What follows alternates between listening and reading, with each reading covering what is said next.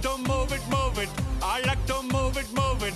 You like to move it. I like to move it, move it. ቪዲዮን ከመጀመራችሁ በፊት ላይክ ቻናሉን ሰብስክራይብ አድርጉ። በአንድ ወቅት በአንድ ውብና ማራኪ መንደር ውስጥ የሚኖር ሪቻርድ የተባለ ነጋዴ ነበር። ሪቻርድ በጣም ብዙ መሬቶች አሉት። የተለያዩ ስራዎችን ይሰራል። እጅግ በጣም ሀብታም ነው። ይሁንና እንደዚህ ሀብታም ቢሆንም ራስ ወዳድ ነበር። የራሱን ቢሮ ውስጥ ተቀምጦ በነበረበት ሰዓት አንድ ቀን ልጁ ይመጣና አባቴ ጫማዎቼ አርጅተዋል፣ ተቀዳደዋል፣ አዲስ ጫማ ያስፈልገኛል። አንተ ልጅ ግን ምንድነው አላማ? እነዚህን ጫማዎች እኮ የገዛናቸው ከ2 ዓመት በፊት ነው። ምንም ሳይሆኑ አባትህን ወጪ ለማስወጣት ነው የምትፈልግ ብሎ ሪቻርድ ሲመልስለት ልጁ አባዬ ተመልከት፣ እግሮቼ እኮ በጣም አድገዋል፣ አዲስ ጫማ ያስፈልገኛል፣ ደግሞ ጫማዬም ተቀዳዷል፣ አንድ ብቻ ነው ያለኝ ሲለው ሪቻርድም ከተቀመጠበት ይነሳና ወደ ልጁ ይቀርብና ከአሁን በኋላ መጥተህ እንዳታደርገኝ፣ አሁን ይኸውልህ ሳንቲም መግዣ አንድ ጫማ በስርዓት ተጠንቅቀህ ተጠቀም ብሎ ለልጁ ወርቃማ ሳንቲም የሚገዛበት ይሰጠዋል። ከዛም እንዲወጣ የሚነግረውና ያስወጣዋል። ሪቻርድ ምንም እንኳን ሀብታም ቢሆንም ምንም አይነት ወጪ ማውጣትና ጥሩ ህይወት ደስ አይለውም ነበር። የሚለብሰው ጫማ እንኳን አሮጌ ነው፣ ብዙ አመታት የለበሰው። ቤተሰቦችም በተመሳሳይ መልኩ ጫማቸው የድሮ ነው። እንዲሁም እንደ ሀብታም የተንደላቀቀ ህይወት አይኖሩም ነበር። ቤት ውስጥም የራሱ ህግ ነበረው። ለአገልጋዮቹና ለቤተሰቦቹ በቀን 2 ጊዜ ብቻ ነበር ምግብ መብላት የሚፈቀድ። አንድ ቀን ሪቻርድ የተለያዩ እህሎችን በአገልጋይ አሲዞ እየመጣ ነበር። 2 አገልጋዮች ትልቅ ቀረጢት ተሸክመው ነበር። በጣም ደክሟቸዋል። ሪቻርድም ይከተላቸዋል። ሪቻርድ በጣም ስግብግብ ነው። ለአገልጋዮቹ እንኳን እህል የሚያመላልሱበት ጋሪ አላዘጋጀላቸውም፣ አልገዛላቸውም። በገበያውም ውስጥ ሲያልፉ ከቆዩ በኋላ አንድ ኬክ መሸጫ ቤት ላይ ይደርሳሉ። በጎንም ሲያልፉ ኬክ ሻጩ አንድ ምርጥና ጣፋጭ ኬክ ማዕዛው እጅግ በጣም ግሩም የሆነ ኬክ አዘጋጅቶ ጨርሶ ነበር። ሪቻርድም አገልጋዮቹን አሸክሞ እያለፈ ሳለ የቸኮሌቱ ኬክ ይሸተዋል። እናም ያ ሽታ ከዚህ በፊት ተሰምቶት የማያውቀውን ስሜት እንዲሰማው ያደርገዋል። ውስጡም እየተገረመ ነበር፣ እንዴት የሚጣፍጥና ማዕዛው ጥሩ ኬክ ቢሆን ነው እንደዚህ የሚሆን ብሎ። ከዛም ቤቱም ከተመለሰ በኋላ አልጋው ላይ ቁጭ ብሎ ተክዞ ቁጭ ብሏል። መተከዙንም የተመለከተችው ሚስት ወደሱ ትመጣና ምን እንደሆነ ስትጠይቀው ሰላም እንደሆነና ምንም እንዳልሆነ ይነግራታል። ነገር ግን ምንድነው ንገረኝ እያለች ደግማ ስትጠይቀው እንዲህ አላት፣ ኬክ ፈልጋለሁ፣ ጣፋጭ ኬክ፣ የቸኮሌት ማዕዛው ልዩ የሆነ የሚጣፍጥ ብሎ ሲነግራት ሚስቱም እየተገረመች ችግር የለውም ሐሳብ አይግባ፣ አዘጋጃለሁ እኔ አንድ ብቻ አይደለም 10 ነው ማዘጋጀው ለቤተሰባችንና ለሰራተኞችም ጭምር ስትለው እሱም እንዲህ አላት፣ አይ አንቺ እቅድሽ ግን ምንድነው? እኔ እንዳል ታደርጊ ነው ይሄን ሁሉ ማህበረሰብ አብልተሽ? እሷን በመገረም ችግር የለውም በቃ ሐሳብ አይግባ፣ ለአንተ ለኔ እና ለልጃችን አዘጋጃለሁ ትለው። አሁንም ለምን ግን ልጃችን ይበላል?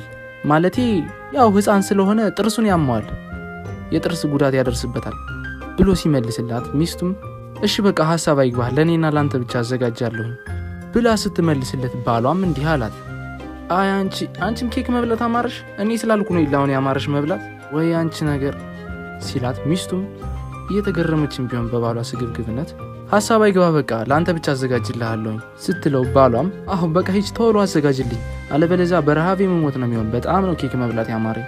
የሪቻርድም ሚስት የቸኮሌት ኬክ ታዘጋጅለትና ሪቻርድም እያጣጣመ ለብቻው ጥርግ አድርጎ ይበላዋል። እጁን ሁሉ ላሰ ነበር በጣም ስለጣሙ። ይህንንም ሲያደርግ አንድ መልአክ እየተመለከተው ነበር። ያ መልአክም ሪቻርድን ይመለከተውና ምን አይነት ስግብግብ ሰው ነው በማለት ያለውን ሀብት ከቤተሰቦቹ ጋር ተካፍሎ ሊበላና ለሌሎችም ለምስኪን ድሆች ሊረዳ ሲገባ እየተስገበገበ ራሱን የሚወድ ካለ በኋላ ቅጣት ልቀጠውና ላስተምረው ይገባል አለ።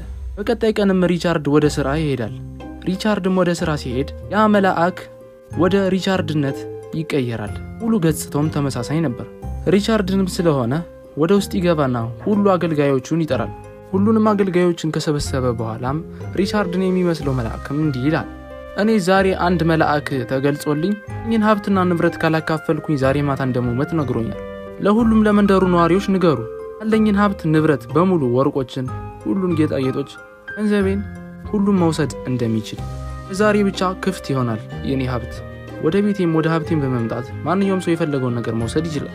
አሁኑኑ ይህንን ተግባር ላይ ያውሉት ይልና አገልጋዮቹ ከነገራቸው በኋላ እኔ አቁሙ ይህን ነገር አስቁሙት ብላችሁ እንኳን እንዳታስቆሙ እንዳትሰሙኝ፣ እኔ ያዙኝ ወይ እሰሩኝ አስቁሙኝ ከመጮህና ከማዘዝ አስታውሱ እኔ ዛሬ ሀብቴን በሙሉ ለሰው ካላጋራሁኝ ዛሬ ማታ የሞት ይሆናል ብሎ ሲነግራቸው ለአገልጋዮቹም እሺ ችግር የለውም ሐሳብ አይግባ የፈለከው ነገር ይፈጸምልሃል ብለው እየዞሩ ይህንን ዜና ለሙሉ የመንደሩ ነዋሪዎች ያደርሳሉ። የመንደሩ ነዋሪዎችም ተሰብስበው በመምጣት ሪቻርድ ጠንክሮ ሰርቶ ያቀማቸውን ወርቆች፣ ገንዘቡን፣ ሀብቱን በሙሉ ሁሉም የሚችለውን ያህል እያነሳ መውሰዱን ቀጥሏል። ሪቻርድ በጣም ጠንካራ ሰራተኛ እንዲሁም ጀግና ስለነበር በጣም ሀብቱ ወደር የለሽ ነበር። እንዲሁ በቀላሉ የሚያልቅ አይደለም። የሚችለውን ያህል እየወሰደ ነበር። ትክክለኛው ሪቻርድም ስራ ቆይቶ ለምሳ ወደ ቤት ይመለሳል። ገና ከሩቅ እየተካሄደ ያለውን ነገር ሲመለከት በጣም ደነገጠ። እየተካሄደ ያለውን ነገር ማመን አልቻለም። ማበድ ነው የቀረው። ወደ ውስጥም በመግባት እንዲህ አለ፣ ምን እየተካሄደ ነው? ምንድነው? ቴም ሙሉ ጥሬ ቆርጥሜ የሰራሁት ያጠራቀምኩትን ሀብቴን በጠራራ ፀሐይ ዝርፊያ! አገልጋዮች አስቁማቸው ቶሎ በሉ! ምን እየተካሄደ ነው? እያለ አገልጋዮችን ሲነግራቸው አገልጋዮችም ትክክለኛ ያልሆነው ሪቻርድ ተካሄደ ያለውን ነገር አስቆማለሁ ካልኩኝ ከአካባቢው አርቁኝ ብሏቸው ስለነበር ትልቅ ዱላ ያነሱና የራሱ አገልጋዮች ሪቻርድን ወድቡት ሲሉ ሪቻርድ በድንጋጤ እየተካሄደ ያለው ነገር ግራ ስለገባው ሩጦ ያመልጣል። አገልጋዮቹም ያባሩታል ከዛ ቦታ።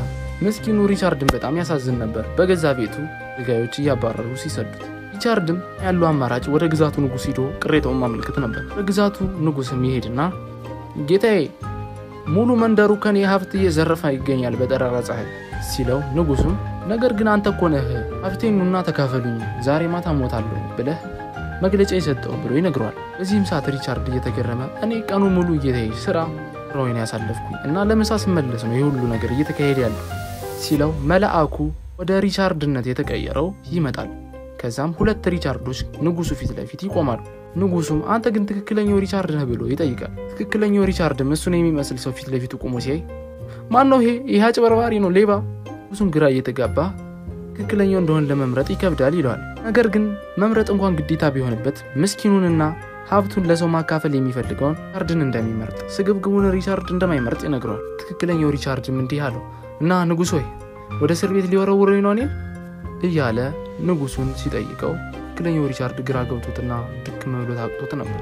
የውሸቱ ሪቻርድም ወደ መላእክትነት ሲቀየርና እኔ መልአክ ነኝ ምንም ነገር አንተ ጋር ያደረኩብህ ግብግብና ራስ ወዳድ ስለሆንክ ማር ነው ብሎ ለሪቻርድ ሲነግረው ሪቻርድም እንዲህ አለ ግርማዊነቶ ይህንን ይሰሩት ይሄን አጭበርባሪ ወንጀለኛ ሀብቴንና ንብረቴን ለመውሰድ እየሞከረኩ ነው ሲል የሱ ሚስትም ተጠርታ ነበር። ሚስቱም ስለ ሪቻርድ ትክክለኛ ባህሪ መጥፎ ስራው ራስ ወዳድነቱ ለንጉሱ ትናገራለች።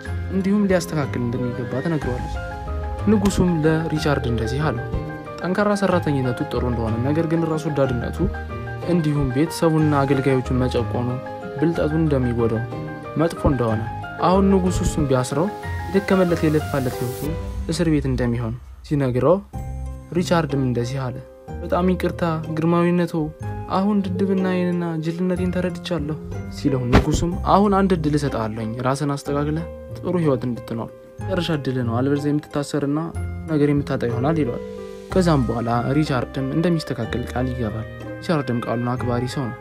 ሚስቱም የሪቻርድን መቀየር በማስመልከት ትልቅ ድግስ እንደሚደገስ መንደር ውስጥ ትናገራለች። ሪቻርድም እንኳን ስግብግብ ቢሆንና ብሩን ማንም እንዳይነካበት ቢፈልግም ሚስቱ ሐሳብ ይስማማል። የዚህ ተረት መልእክት ስግብግብና ራስ ወዳድ መሆን እንደሌለብን ነው። ቪዲዮውን ላይክ፣ ቻናሉን ሰብስክራይብ በማድረግ በየዕለቱ አስተማሪና ቁም ነገር አዘል ተረቶች እንዲደርሱት ያድርጉ። ከዚህ በመቀጠል አስተማሪና ቁም ነገር አዘል ተረት ይጀምራል። ተከታተሉ።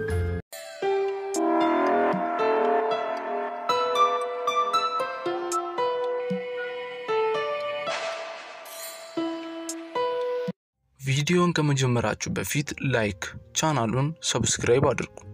በአንድ ወቅት አንድ ማያ የተባለች ወጣት ሴት ነበረች። የምትኖረው ከእናቷ ጋር ነው። ማያ እጅግ በጣም ወፍራም ናት። ምክንያቱም እሷም ያስደስታት ስራ ከመስራትና እናቷን ከማገዝ ይልቅ ቁጭ ብላ የተለያዩ ምግቦችን ስትበላ መዋል ያስደስታታል። ብዙ ጊዜዋንም የምታሳልፈው ቁጭ በማለት ምግብ በመብላት ስለሆነ እጅግ በጣም ግዙፍና ወፍራም ሆነች። እንደተለመደውም አንድ ቀን ቁጭ ብላ ምግቧን እየበላች ነበር። እናቷም ከገበያ ቆይታ ስትመለስ እጅግ በጣም ደክማት ስለነበረ ማያ ልጄ ነይ እስኪ ወደዚህ እግዢ በማለት ትጠራታለች። ማያም እማዬ እኔ አሁን ስራ እየሰራሁ ነኝ በጣም በስራ ተወጥሬያለሁ ምግቤን ልብላበት አትጥሪኝ አለቻት። የማያ እናትም እያዘነች ከገበያ ገዝታ የነበረው ዕቃ ደክሟት ስለነበረ አንዱን መሬት ላይ ትጥሏለች። ነገር ግን መሬት ላይ ሲወድቅ ማያ ተመልክታ ነበር። ስትመለከትም ምግብ ነበር። እሷም እየተንሸራተተች በመምጣት ምግቡን ያዘችው።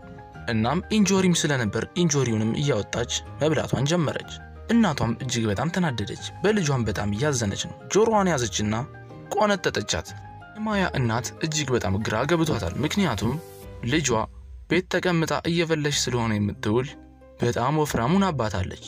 እሷም ይሄን ለማስተካከል ብዙ እቅድ እያቀደች ነበር እና እስከዛ ገበያ ስትመለስ በዛው ለማያ ልብስ ገዝታላት ነበር። ቆንጆ ቀሚስ ነች።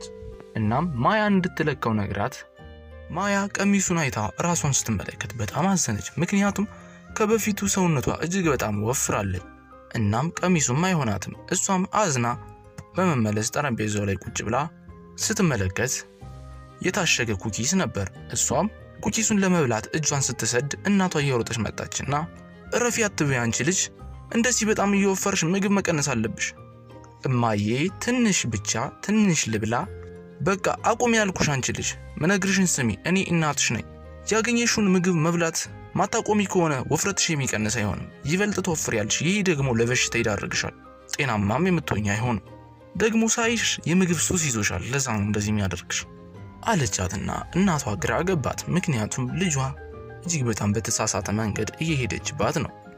እናቷም ምንም አይነት ምግብ እንዳትመገቢ፣ እኔ አሁን እዚህ ተንቀሳቅሺ ላንቺ ውፍረት ማጥፊያ መፍትሄ የሚሆን ነገር ፈልጋለሁ በማለት ትታት ትሄዳለች። ከዛም እናቷ ከደቂቆች በኋላ ትመለስና አንድ መድኃኒት ትሰጣታለች።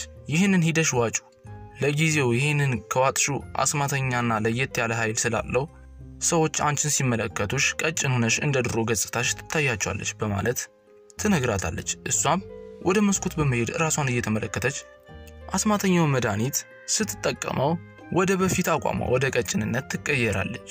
እናቷም እንደዚህ ብላ ምክር ሰጠቻት። እውነተኛ ጓደኞችና እውነተኛ ደግ ሰዎች ስለ ሰዎች ውፍረትና ስለ ምንም አይነት ነገር አይጨነቁም፣ በትክክለኛ ማንነትሽና ገጽታሽ ይወዱሻል በማለት ስለ ውፍረቷ እንዳትጨነቅ ትነግራታለች። ለጊዜው ግን ይህን መድኃኒት እየተጠቀመች መቆየት እንደምትችልም ታስረዳታለች። እንዲህ እያወሩ ባለበት ሰዓት በሩ ተንኳኳ። በዚህም ሰዓት የማያ እናት በሩን ሄዳ ትከፍተዋለች። በሩንም ስትከፍተው የማያ የወንድ ጓደኛዋ ነበር። እሱም ከሷ ጋር ቀጠሮ እንዳላቸውና ዛሬም አብረው እንደሚወጡ ይነግራታል። የማያ እናትም ምንም አይነት ምግብ እንዳታስበላት በማለት አስጠንቅቃ ትጠራለታለች። የማያ ጓደኛም ሲመለከታት ቀጭን ናት፣ ምክንያቱም ልዩ ኃይል ያለውን መድኃኒት ስለወሰደች ነበር። ማያና የወንድ ጓደኛዋ አብረው መንቀሳቀስ ጀመሩ። ከተማው ውስጥም የተለያየ ቦታ ሲዞሩ ኬክ ቤት ተመለከተች ማያ። ኬኩን ለመመልከት ዘወር ስትል መስታየቱ ሲያንጸባርቅ ግን መስታየቱን ስትመለከተው ትክክለኛ ውፍረቷን ያሳያል። ይህንንም ስትመለከት ደነገጠች። ስለዚህም የወንድ ጓደኛዋ ስለ ውፍረቷ እንዳያውቅባት ስለሰጋች እንሂድ በማለት ይዘው ትሄዳለች። የወንድ ጓደኛዋም እጅግ በጣም ግራ ተጋብቷል፣ ምክንያቱም ለየት ያለ ባህሪ ያሳየችው ስለነበር ነው። እሱም እሷን ለማስደሰት ሲል ለምን ልብስ ቤት ገብተን ልብስ አትለኪም በማለት ይነግራታል። እሷም ልብስ ብትለካ መስታየት ላይ ትክክለኛ ገጽታዋ ስለሚታይ እንደምትጋለጥና ልብሱም እንደማይሆናት ስለተረዳች አይሆንም ትለዋለች። የማያ ጓደኛም ለሷ ሳይነግራት መስታየት ይገዛል። መስታየቱም እጅግ በጣም ደስ የሚልና በጣም ትንሽ ነበር። እሱም እሷን ለማስደሰትና ደስተኛ ለማድረግ አስቦ ነበር። ከዛም ሁለቶች ጓደኞች ሐይቅ ዳር ሄደው ቁጭ ብለው እየተዝናኑ ሳሉ ቁጭ ብለው እሱም መስታየቱን አውጥቶ ይሰጣታል። እሷም በመስታየቱ ራሷን ስትመለከት መስታየቱ የሚያሳየው ትክክለኛ የውፍረት ገጽታዋን ነበር። በዚህም ሰዓት ተናደደችና መስታየቱን መሬት ላይ ወርውራ ሰበረችው። ጓደኛዋን በጣም ይቅርታ፣ እኔ እንደዚህ ለማድረግ ፈልጌ አይደለም፣ ነገሮችን ልትረዳኝ አትችልም በማለት ትነግረዋለች። እሱም ችግር የለውም ዘና በይ፣ እኔ እኮ ጓደኛሽ ነኝ በማለት ይነግራታል። እሷም የተሰበረውን መስታወት ስትነካው እጇ ይቆረጥና ይደማል። እሷም እጇ ስለደማ ሐይቁ ጋር ሄዳ ለመታጠብ ስትሞክር ፊቷን ሲያንጸባርቀው ወፍራም ፊቷን አሳያት። በዚህም ሰዓት ከጀርባዋ ጓደኛዋ እየመጣ ነበር። እሷም ዘላ ሐይቁ ውስጥ ገባች። ነገር ግን ጓደኛዋ ከገባችበት ሐይቁ ውስጥ አወጣት። እናም ጥሩ ስሜት እየተሰማት ካልሆነ ወደ ቤት እንሄድ በማለት ይነግራታል። ከዛም ወደ ቤት ይወስዳታል። እሷም በራፋቸው ጋር ስትደርስ አንድ ይጠብቀኝ እዚህ ጋር በማለት ወደ ትክክለኛ ገጽታዋ ትቀየራለች። እሱም ሲመለከታት እጅግ በጣም ወፍራም ናት። እሷም እንደዚህ አለችው፣ እኔ ቀኑ ሙሉ ስረበሽ ዋልኩኝ፣ በጣም ወፍራም ስለሆንኩና ወደ አንተም ሲሄድ ለየት ያለው መድኃኒት ወደ ቀጭነት እንድቀየርና ወደ በፊት አቋሜ እንድመለስ ስላደረገኝ ነው። አንተም እኔን ስትይኝ እንዳትጠለይ ብዬ ነው። በጣም ስለሰጋሁኝ ቀናችን የተበላሸው በማለት ተነግሯለች። እሱም ግራ በመጋባት ምን እየተካሄደ ነው ብሎ ሲጠይቃት የማያ እናት የሚካሄደውን ነገር በሙሉ ስትሰማ ስለነበር ወደሱ ትመጣና እኔ ላብራራልህ ትለዋለች። ማያ እጅግ በጣም ወፍራም ናት። ይህም የመጣው ከመጠን በላይ ምግብ ስለምትመገብና ቁጭ ብላ ጊዜዋን ስለምታሳልፍ ነው። እኔ ደግሞ በሰዎች እንዳትሳቀቅና እንዳትሰቃይ ስል ለየት ያለ አስማተኛ መድኃኒት ፈልጌ ያገኘሁላትና ከአንተ ጋርም ስትሄድ ይህን እንድትጠቀመው አደረኩኝ በማለት ትነግሯለች። ከዛም ማያም በመቀጠል በጣም ይቅርታ እንግዲህ እኔ ጋር ጓደኛ መሆን ማትፈልግና እኔን የምትጠለኝ ከሆነ በጣም ይቅርታ ስላስቀየምኩ በማለት ትነግሯለች። በዚህም ሰዓት የማያ ጓደኛ እንዴ ተሳስተሻል፣ ለኔ ችግር የለም፣ አንቺ ወፍራም ሆንሽ ምንም ሆንሽ ዋናው ጓደኝነታችን ነው። ደግሞ ይሄ በፈጣሪ ዘንድ የተጠላ ነው። ፈጣሪ የፈጠረውንና ፈጣሪ ያደረገውን ነገር መጥላት ደግሞ እዚህች ዓለም ላይ ኃጢአት ነው በማለት ሲመልስላት ማያ እጅግ በጣም ደስ አላት። ከዛ ማያና ጓደኛዋን በደስታ ተቃቀፉ።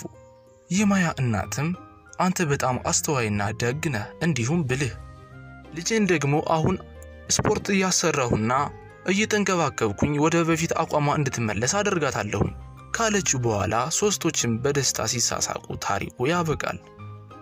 ቪዲዮ ላይክ ቻናሉን